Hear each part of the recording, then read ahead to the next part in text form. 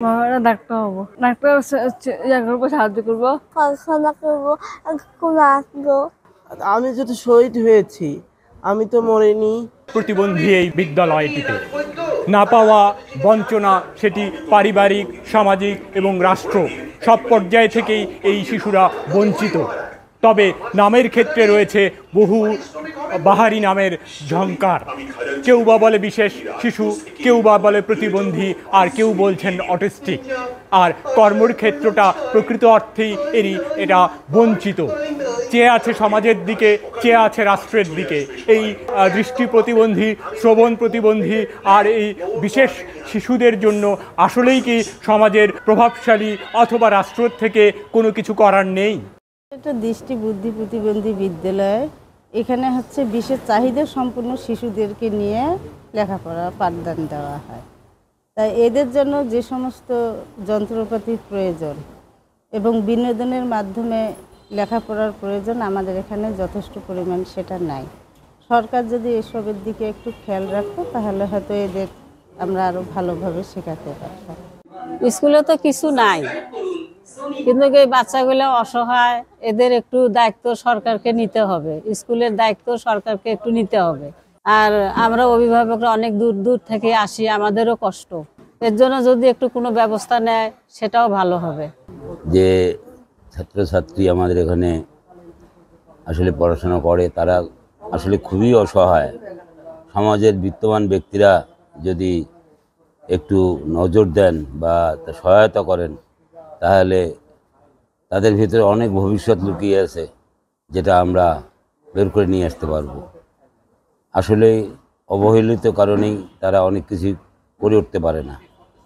তা আমরা চেষ্টায় আছি, স্কুল কমিটি, স্কুলের সঙ্গে সংশ্লিষ্ট যারা আমরা আছি, আমরা চেষ্টা করছি তাদের যেন ভবিষ্যৎ ভালো হয়।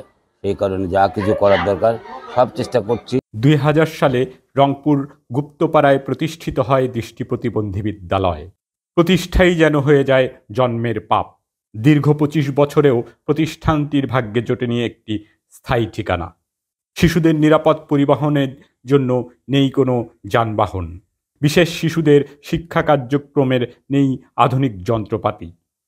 খেলার মাঠ তো অনেকটাই দিবাস্বপ্ন। স্থায়ী ফিজিশিয়ান বা সাইকোটিস্ট কোনোটিই নেই বিদ্যালয়টিতে।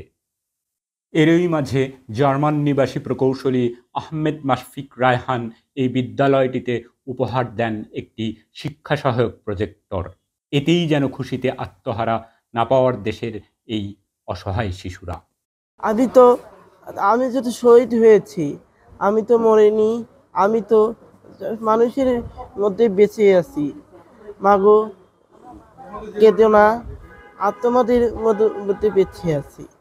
আমি তো মরিনি। শহীদের পুলিশ খাদকদের আন্দোলনে মরেছি আমি। আমি দেখি দেখি স্কুলে আসবো, স্কুলে আসিয়ে আমি দেখি দেখি পড়াশোনা করবো, স্কুলে আসবো, খেলাধুলা খাবো। আমরা প্রজেক্টটা দেখার জন্য এখানে আসছি। প্রজেক্টটা কি শিখবেন? ল্যাপটপ শিখবো, ল্যাপটপ। আচ্ছা, বড় হয়ে কি করবেন? ডাক্তার হবো। ডাক্তার হবেন। ডাক্তার হয়ে কি করবেন? ডাক্তার করবো, সাহায্য করবো, মানুষকে সাহায্য করবেন। হ্যাঁ। ঠিক আছে, তোমাকে জানবো এসে বউ একটু ডাকি ছোট্টটা কেন বউ লেখাপড়া করবো, বেশি করিয়া দেশের জন্য, দেশের জন্য কাজ করবো।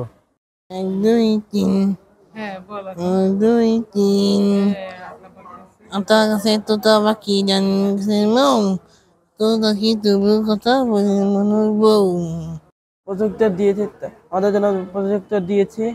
আমরা লেখাপড়া করি। প্রজেক্টর এখন লেখাপড়া মনে পড়বে আরো। আমার সোনার বাংলা, আমি তোমায় ভালোবাসি, চিরদিন তোমায় আকাশ, তোমায় বাতাস, আমার প্রাণে, আমার প্রাণে বাজায় বাসি সোনা বাংলা। বিশ্ব কোরআন প্রতিযোগিতায় এই প্রতিবন্ধীরাই দেশের জন্য লড়াই করে ছিনিয়ে এনেছিল স্বর্ণপদক।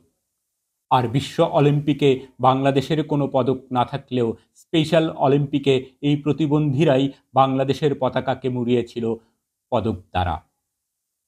রাষ্ট্রীয় সহায়তা আর সমাজের বিত্তশালীদের একটু সুনজর পেলেই এই বিশেষ শিশুরাই হতে পারে দেশের জন্য মহামূল্যবান সম্পদ। ইনম ও Shahriar, senior staff reporter, Bangla FM।